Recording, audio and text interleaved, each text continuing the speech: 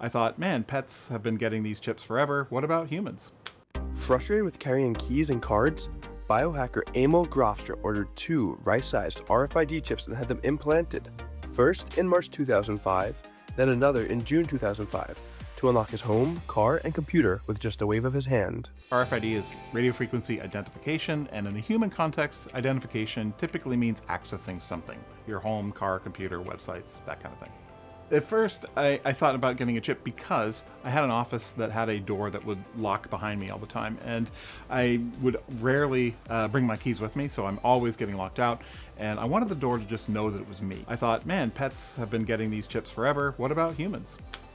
I didn't have any concerns about it. At the time, I was working with many medical doctors and professionals, and so I had a lot of clients who I could consult with. This is just an off-the-shelf pistol case. It can scan one of my implants here, and there, and inside is product. I can access all kinds of things with my implants from home, office, log into the computer, start the car, make payments, being able to access all kinds of secure websites with better security than, you know, any password could offer me. Everybody has their phone, wallet, and keys, and those are the 3 things you need for life and society.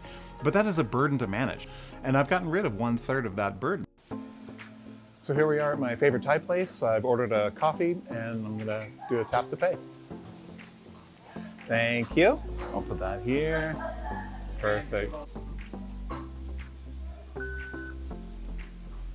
I mean, you saw how fast it was. Super convenient. What began as DIY biohacking soon evolved into a business.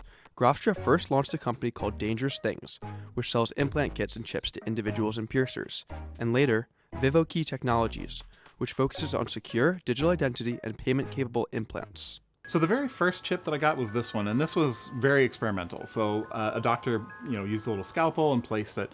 But as we started to make products out of this, we put them into pre-sterilized injectors. So it's just like getting an injection, really. But now that process can be done by our partners, which are mostly body piercers. They're very familiar with skin, aseptic procedures, needles, things like that. So it's a very quick and easy process that's actually safer than getting an ear piercing. There's a lot of misconceptions. A lot of people are like kind of educated by Hollywood movies, which is fantastical nonsense.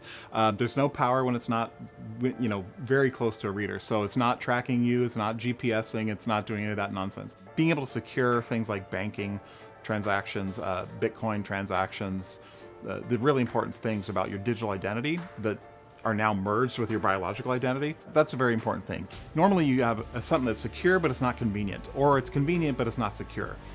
Implants have a chance to break that paradigm so that you can do something that's secure while being convenient, or it's more secure because it is convenient to be secure. So this is an example of just a vent safe that looks like a vent, but it's actually safe.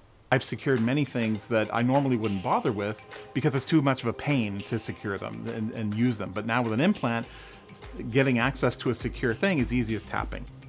A lot of people wonder, like, why would this be for me? Really, the answer is it's up to you. For many people, that could be access, secure access.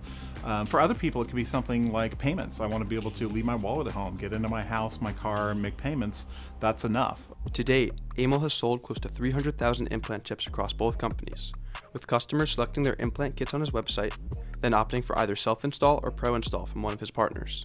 When I first put this in 2005, people weren't really ready for this concept, and so there was a lot of reaction, a lot of negative, visceral reaction to it. But as the actual applications, began to mature and society adjusted to this idea that maybe it's not this horrible thing, maybe there are some use cases that are good for it, then, the reaction has become much more benign. Being able to talk about it, like in interviews like this, is helping people kind of come around to understanding the truth about these types of applications. So yeah, I mean, people are getting used to the idea that this is coming.